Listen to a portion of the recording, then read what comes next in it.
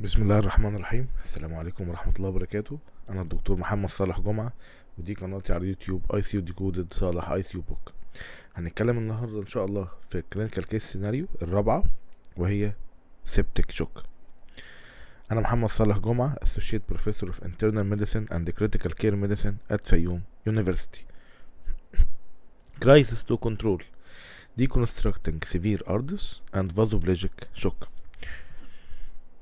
62 years old male presents with a 3-day history of progressively worsening of dyspnea, high-grade fever, and productive cough, with purulent sputum, lethargic, diaphoretic, and severe respiratory distress. وهنراجع مع بعض اللي قلناه قبل كده، اللي احنا لما هنيجي نعمل شوك مانجمنت بروتوكول هنقسم البروتوكول بتاعنا لتو فيزز. اول فيز assessment and stabilization، والفيز التانية investigations plus supportive and definitive care. step 1 early diagnosis of shock regarding clinical والهيموديناميك والبايوماركر profile. step 2 hemodynamic phenotyping of shock according to point of care ultrasound. بعد كده هنعمل برضو assessment للفوليوم status سواء كان responsiveness او tolerance. step 3 immediate resuscitation targets، ولازم يبقى عندنا clear end points عشان نوصل ليها. step 4 root cause investigations. step 5 supportive care of for multi-organ dysfunction syndrome.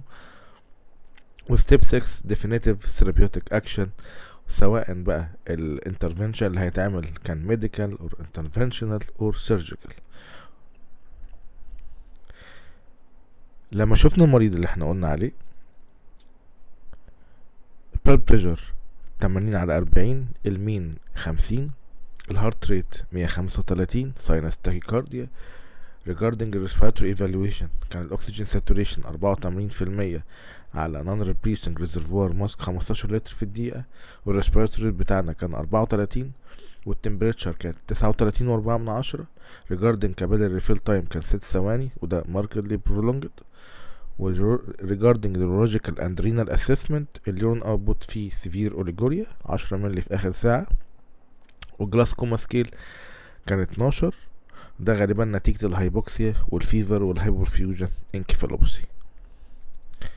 لما جينا عملنا arterial blood gases لقينا البي اتش بتاعتنا 7.2 على كربون دايوكسيد 80، البي او 2 بتاعنا كان 55 على نون ريبريسر ماسك 15 لتر، يعني لو حسبنا البي اف ريشيو بتاعتنا هتطلع 70، والبايكارب بتاعنا هيطلع 16. يعني احنا عندنا في الاي بي جي هايبوكسيا اند سيفير ميتابوليك اسيدوزس. لما جينا شفنا السنترال فينس اوكسجين ساتوريشن لقيناه تحت 70%، طلع 58.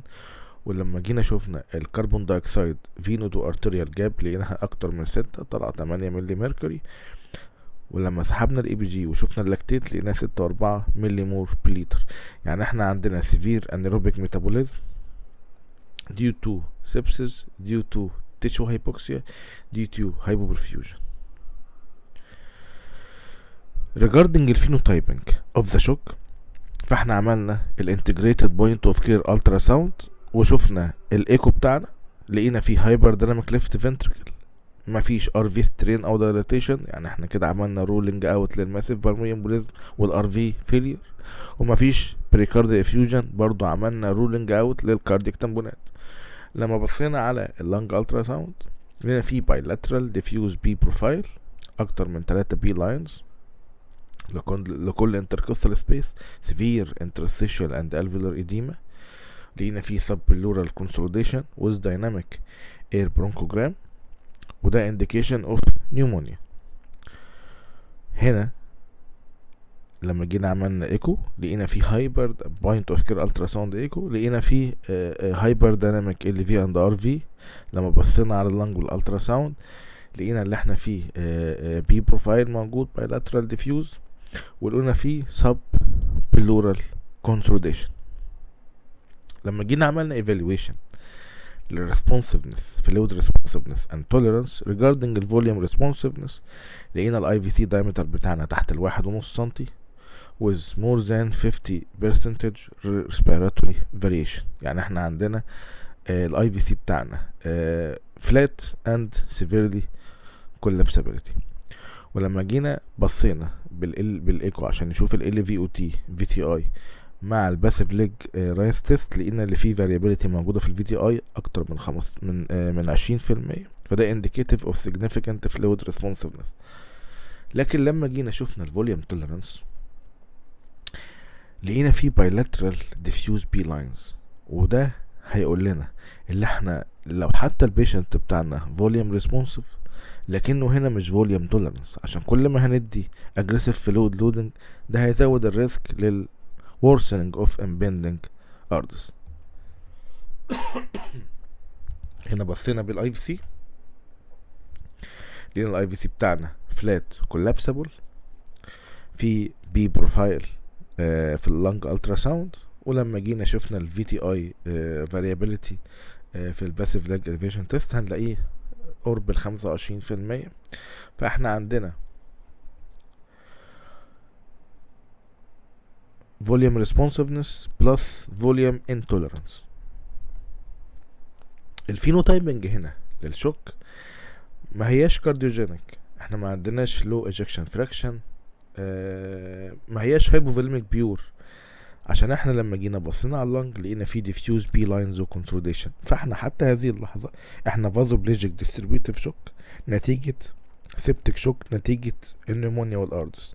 فاحنا confirmed phenotyping vasoplegic distributive shock septic shock with low volume tolerance and impending severe ARDS. لما جينا عملنا critical clinical classification للأردس phenotyping و recruitability، عملنا السي تي لقينا السي تي chest findings heterogeneous distribution of dependent density obesity and ground glass attenuation consistent with ARDS pattern. ولما جينا عملنا assessment للفينوتايبنج الباترن اللي احنا قلنا عليه ده indicative of low recruitability. الفينوتايب continued cautious fluid management and protective ventilation strategies are paramount. يبقى احنا الحل بتاعنا مش اللي احنا هندي 30 ملي بر كي جي في first hour bundle، لا احنا لو احنا volume responder لكن احنا مش volume tolerance. فاحنا لما هنيجي نعمل resuscitation هندي اقل من ال30 ده عشان ما نعملش more worsening للأردس. فاحنا regarding resuscitation نمرة 1 الاير والبريسنج والventilation، rapid sequence intubation using hemodynamically stable profile drugs كيتامين ريكرونيوم. واحنا طبعا هنعمل invasive ventilation عشان الهيبوكسيا اللي موجودة عندنا والسيفير أردس due to refractory hypoxemia and encephalopathy. وبعد كده البرفيوجن هنسأل نفسنا هل احنا هنتحط في اور 1 بندل كلها بكل 30 ملي ولا لا. يبقى الفلويد تشالنج هنا هنختار اللي احنا نبقى restricted strategy cautious crystalloid challenge of 15 ملي بر كي جي due to low tolerance. وبعد كده early vasopressor support ليفوفيد noradrenaline initiated early بجرعة 50 نانو بر كي جي بير مينيت وتايتريتد رابيدلي عشان احقق التارجت بتاعي للمين ارتيريال بلاد بريشر فوق ال 65. وبعد كده الاند بوينتس اللي انا بعملها ليا عشان ابص واشوف الريسيسيتيف ايفورتس اللي انا عملتها دي سكسسفول اور نوت. نمرة 1 كابيلاري فيل تايم لازم يبقى اقل من 3 ثواني بريفرال برفيوجن امبروفمنت. وبعد كده الترندنج لاكتيت يبقى الترندنج لاكتيت بتاعي مش لازم يبقى نورمال، لكن الترندنج لاكتيت ليفل بيتحسن نازل من 6.4 ل 4.8 ملي مول بر لتر، فده لاكتيت كليرنس اكتر من 25. فده معناه ان احنا عندي الانريبيك ميتابوليزم ابتدى تتحسن. والتارجت يونت يورين اوتبوت ابتدى يبقى اكتر من نص ملي بر كي جي، وده برضو معناه ان انا ابتدى يبقى عندي adequate renal perfusion. regarding الاسسمنت والايفالويشن والمانجمنت بتاع الاند اورجان دامج انا كان عندي ديسيربل كونشس ليفل وانكفالوباثي، وهنا ممكن يكون نتيجه الفيفر نتيجه الهايبوبرفيوجن نتيجه السبتك شوك ونتيجه الهايبوكسيميا نتيجه الاردس. كان عندي طبعا سيفير اردس وده احنا قلناه بالايمجنج severe bilateral patchy infiltrates with dependent consolidation. عندي شوك ليفر، ده نتيجة الهايبوبرفيوجن للليفر. الاي اس تي والاي تي والبيلروبين كان elevated. acute kidney injury stage 2 سيرم كرياتين 2 و4، البيز لاين بتاعه كان 1، ويوريا 88. وكان عندي نتيجة الهايبوبرفيوجن والسبسز early دي اي سي، الصفائح ابتدت تبقى ثرومبوسيتومينيك، والاينر ابتدى يبقى elevated. واحنا بنعمل ايفالويشن ده، ففي 2 sets blood cultures زائد ديب تراكيال اسبيريت جرام نيجاتيف، واتبعتوا للجرام ستين وكالتشر بي سي ار للفيرال انفكشن درون فور سورس ايدنتيفيكيشن. regarding الاردس مانجمنت والميكانيكال فنتيليشن مانجمنت، فاحنا طبعا لازم يبقى فيه لانج بروتكتيف استراتيجي. احنا طبعا السيفير اردس بتاعنا البي اف ريشيو بعد ما اتحط على الاكسجين ابتدت تبقى 95%، واتحط على الفنتليتور على بي ب10، فاحنا في سيفير اردس. يبقى احنا محتاجين نشوف التارجتس بتاع اللانج بروتكتيف فنتيليشن. لو تايدال فوليوم من 6 ل 4 مللي بير كي جي بريدكتد بودي ويت. البلاتو بريشر بيبقى تحت ال 30-27 سنتي ووتر. الدرايفنج بريشر بيبقى تحت ال 15-13 سنتي ووتر. اردس نت هاي بيب استراتيجي ادوبتد. بيب تايتريتد to 14 سنتي ووتر to recruit functional alveoli without compromising hemodynamics. واحنا عشان severe ARDS والريفراكتوري هيبوكسيميا لازم يبقى على طول في mechanical optimization via pruning protocol. early pruning position initiated within 12 hours of intubation وmaintained for 16 consecutive hours daily.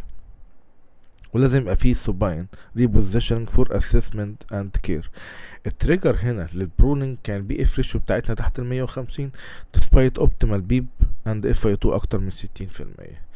الادجunct therapy neuromuscular blockage continuous cesatracheum infusion first 48 hours to prevent asynchronization and reduce oxygen consumption.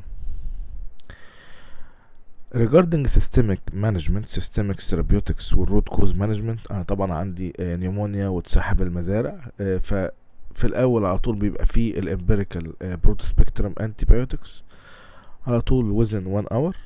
التازوسن بيبراسيلين تازوباكتام extended infusion، والفانكومايسين weight based and renal adjusted dose بلس الازيثرومايسين لغايه لما نشوف الكالتشرز بتاعتنا هتقول ايه. وبعد كده السورس كنترول ومونيتورنج. نيومونيا تريتد ميديكالي، ابتدينا بامبيريك برود سبيكترم زين ستيواردشيب according to النارونج اللي هيحصل نتيجه الميكروبيولوجيكال ريزلتس اللي هتحصل.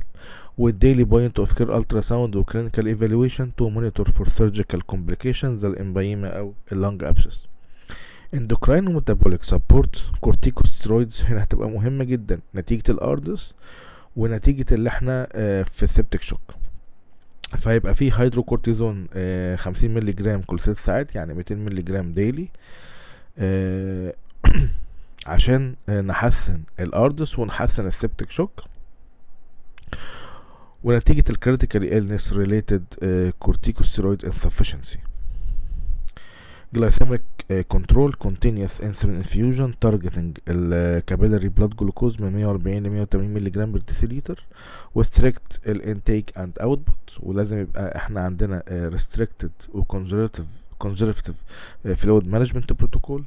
وهنبتدي الرينال ريبليسمنت ثيرابي اف اوليجوريا واسيدوزس ابتدى يحصل لهم worsening. transition roadmap of ramping life support من اول الريساسيتيشن لغايه الاستابلايزيشن، بعد كده لغايه الريكفري. فاحنا ريجاردنج الريسبيراتوري ريكفري ماركر البي اف ريشيو ابتدت تتحسن تحت ال200، وابتدينا نقلل ونعمل ويننج للبي بيبقى تحت ال8 سنتي ووتر. الويننج بروتوكول يبقى فيه structured daily spontaneous awakening trials and spontaneous breathing trials. early engagement of multidisciplinary team physiotherapy nutrition psychology to mitigate post-intensive care syndrome. فاحنا هنا لو هنتكلم على الماتريكس بتاع المانجمنت بتاع حالة السبتك شوك مع الاردس، فاحنا كان عندنا مالتيفوكال نيمونيا ادت الى سبتك شوك كارديوفاسكولار انستابيليتي، وcirculatory instability vasoplegic shock hypoperfusion and respiratory failure نتيجة السيفير أردس hypoxemia واللو فوليوم tolerance. الثيرابيوتيك بيلرز اللي عملناها regarding السبسس والاردس والسبتك شوك جولدن اور بروتوكول باندل يعني والانتيبيوتكس امبيريكال والمونيتورنج، وبعد كده هنعمل نارونج والستوردشيب لغايه لما نعمل دي سي according to الميكروبيولوجيكال ريزلتس. الهيموديناميك اوبتمايزيشن ريستريكتد فلويدز اون كونزرفتيف فلويد مانجمنت ايرلي ليفوفيد وبلس الستيرويدز. regarding lung protection low tidal volume protection او protective pressure high beep plus beep plateau تحت ال 30-27 plus 16 hours brooding daily consecutive daily plus neuromuscular blockage.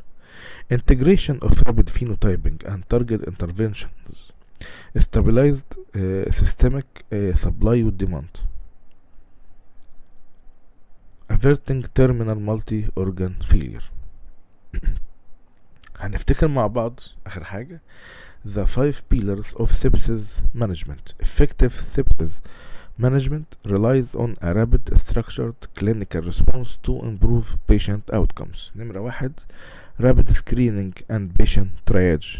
Early recognition is the clinical first step in the sepsis management chain. نمرة 2 hemodynamic resuscitation and fluid management, focusing on stabilizing blood flow followed by a strategic de-resuscitation phase. نمرة 3 antimicrobial stewardship and source control, prompt administration of antibiotics and physical eradication of the infection source. نمرة 4 supportive care for organ dysfunction, provide intensive care support for multi-organ dysfunction syndrome. آخر حاجة recovery pathway and rehabilitation, ensure a smooth transition of care and dedicated sepsis recovery plan. أبطال الرعاية مركزة في كل مكان critical care heroes, you are guardians of hope in times of need. Thank you all. شكرا جزيلا.